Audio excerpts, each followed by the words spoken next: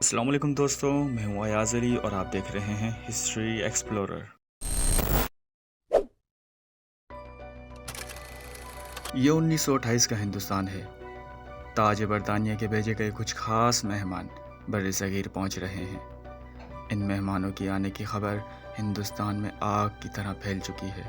عوامی غم و غصہ اپنے عروج پر ہے۔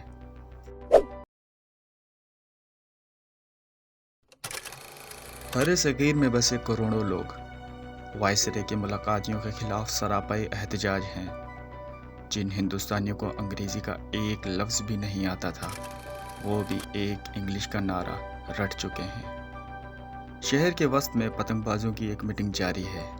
یہ پتنگ باز فزکس کے اصولوں کے عین مطابق کچھ کیلکولیشنز کر رہے ہیں۔ تاج برطانیہ کی طرف سے بھیجے گئے یہ مہمان کون تھے اور ان پتنگ بازوں کا انگریز مہمانوں سے کیا تعلق ہے، اور پورا ہندوستان کیوں سراپائے احتجاج ہے، یہ سب جانیں گے ہسٹری آف پاکستان کی آج کی قسط میں۔ اس کے ساتھ ساتھ آپ جانیں گے کہ شدید حالت جنگ میں بھی قائد اعظم نے مسلمانوں کا مقدمہ کس جواں مردی سے لڑا۔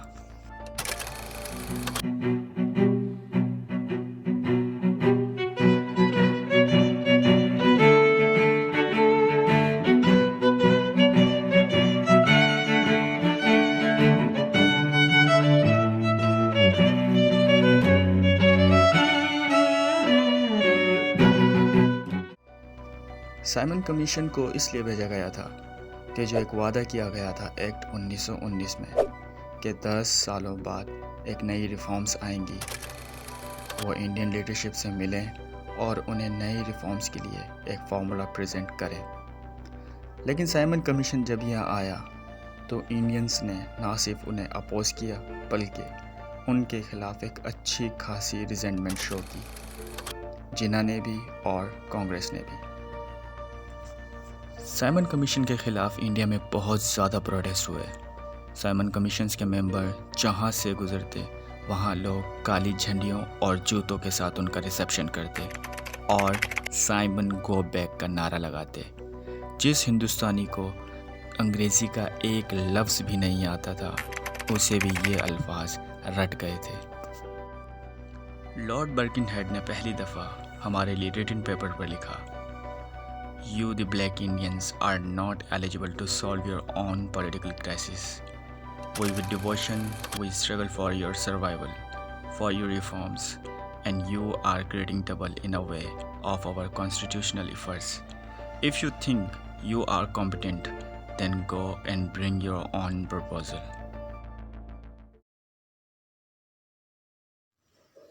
اس دور میں میڈیا کا کیا رول تھا، یہ سمجھنا بہت ضروری ہے۔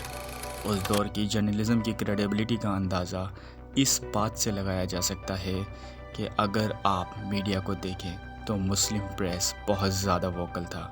مولانا ابوالکلام آزاد کے اخبار، مولانا محمد علی جوہر کے اخبار دی کامریڈ اور ہمدرد، اور مولانا ظفر علی کے اخبار زمیندار، ان اخباروں نے بہت زیادہ امپورٹنٹ رول ادا کیا۔ مولانا ظفر علی کے اخبار کو دیکھ لیں کہ رات کو کوئی واقعہ سرزد ہوتا تو اگلے ہی دن پوری نظم کی شکل میں انہیں اپنے فرنٹ پیج پر چھاپ دیتے، اور زمیندار اخبار پڑھنے کے لیے لوگوں کا اتنا انٹرسٹ تھا کہ جو لوگ پڑھ بھی نہیں سکتے تھے وہ ایک آنے کا اخبار خریدتے اور ایک آنا پڑھنے والے کو دیتے۔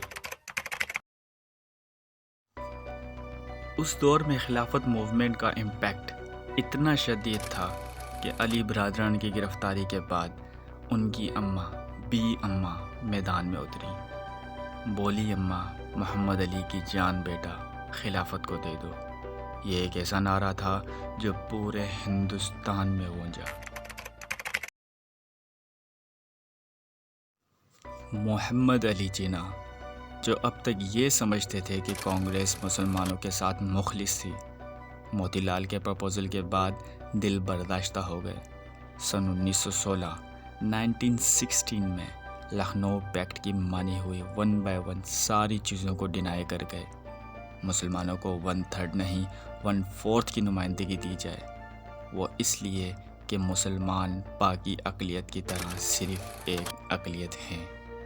موتی لال نہرو کے الفاظ کچھ یوں تھے کہ We are responsible to give suggestion to the British government because we are a majority.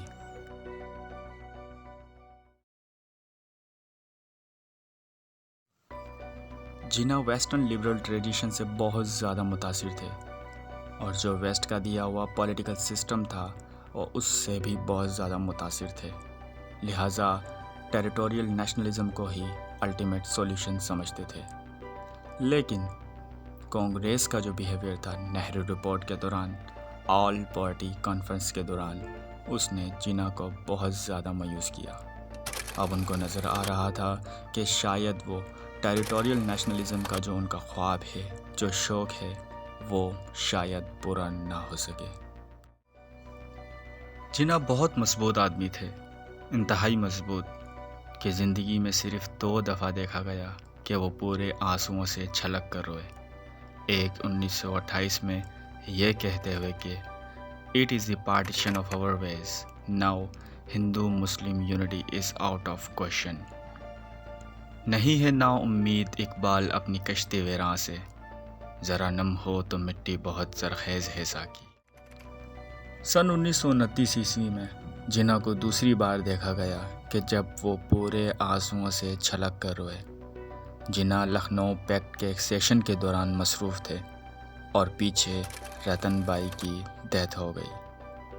آخری بار جناح سے کیا کہنا چاہتی تھی رتن، یہ جناح سن نہ سکی۔ وہ مضبوط ساخت کا آدمی نہرو رپورٹ کے بعد پارٹیشن آف ویسٹ کے نام پہ انتہائی زیادہ ڈس اپوائنٹڈ تھا۔ وقت کے ساتھ ساتھ مسلمانوں کی مختلف تحریک جیسے کہ خلافت موومنٹ کے خلاف اکثریت میں غیر مسلمان آئے تو تب جا کر سمجھ آئی کہ ہمارا سیاسی طور پر اکٹھا رہنا ضروری نہیں ہے، اب ہم ایک علیحدہ قوم ہیں۔